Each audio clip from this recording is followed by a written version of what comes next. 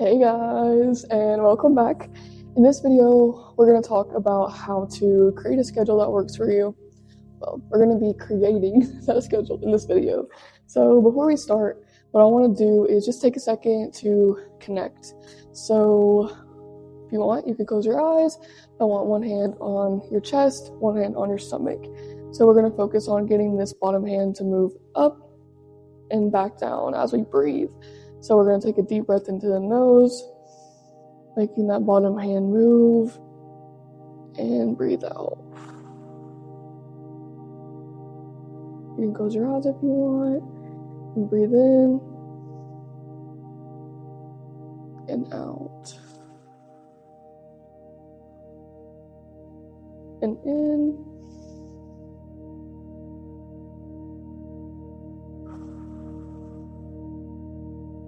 two more.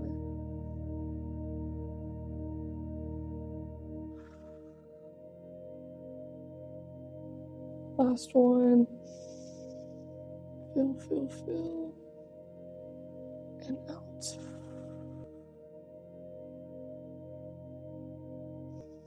Before we get started on creating the schedule, get a pen, notebook. You can write on your notes if you like typing and having this stuff on your phone. Get whatever you need to write some things down.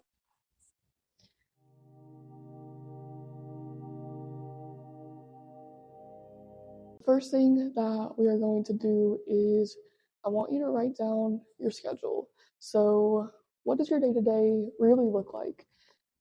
Even if each day looks different, go into detail, write as much as you can, and go ahead and pause this video if you need time to write it down before moving forward.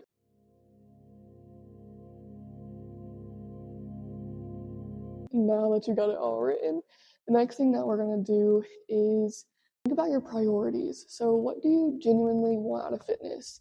Is it endurance, flexibility, strength? You want to lose weight? You want to gain weight? Literally anything that you want out of fitness, go ahead and write that down.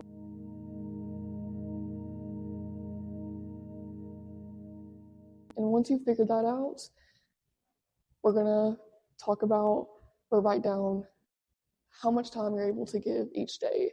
So on Monday, if you're only able to give 5 minutes in the morning of stretching, write that down. If on Wednesday you're able to give an hour of strength training at the gym, write that down. Every single day. I don't care if it's 2 minutes of something or 2 hours of something. Write it down next to the day. Once you figure that out, I want you to be realistic about the amount of days that you're able to commit to fitness. I don't want you to overdo it. A lot of people tend to kind of overcommit with fitness. I'm one of those people. It is really hard because you have like I feel like people tend to have high expectations for themselves and expect themselves to be able to like have a 180 change in their life and be like, I'm gonna commit, I'm gonna start going to the gym 5 times a week, I'm gonna do all of these things. And it's nice to be able to take a step back and create realistic expectations for ourselves. Because if you're only able to commit 2 times a week, that's better than nothing. If you're able to commit 5 times a week, great for you. You know, like do whatever works for you. It's your fitness journey, it's your life. If you want to commit to however much you want, do that. And be realistic, because you may in the future, like your goal might be to commit 5 times a week, and right now you may only be at 2. It's better to work yourself up to those points rather than overcommit, and then have burnout and then end up doing nothing.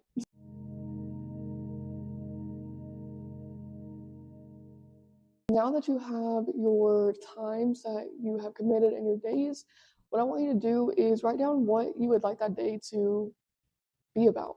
What do you want to do for that day? Be specific. It's good, especially on like your fitness journey, to keep track of the things that you do, just to like see progress as well. Be like, oh, I actually did this. And it's very encouraging to be able to see actual like physical written goals or things that you've accomplished, even if it's the most minor thing, right? Or it could be the biggest thing. It's nice to be able to see it, because sometimes we don't see those physical changes and it can get discouraging. So seeing like, oh, I have been doing this consistently, I have been increasing weight, things like that.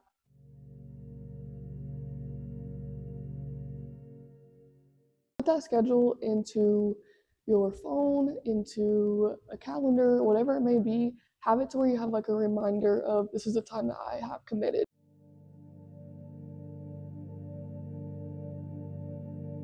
Now we're going to talk about holistic fitness and listening to your body. So it is very easy to kind of get basically like laziness and like being unmotivated confused with I actually need a break. My body is feeling overworked. I feel super sore. I'm really tired. There is a difference. So whenever you have that like mental feeling of I really don't want to do this right now, like I feel like I just want to lay around and do nothing, because it's gonna happen. Honestly, I say give yourself 5 minutes and make yourself get up, walk around, at least like start getting ready. If you're getting ready and you are still feeling super like I don't want to do this,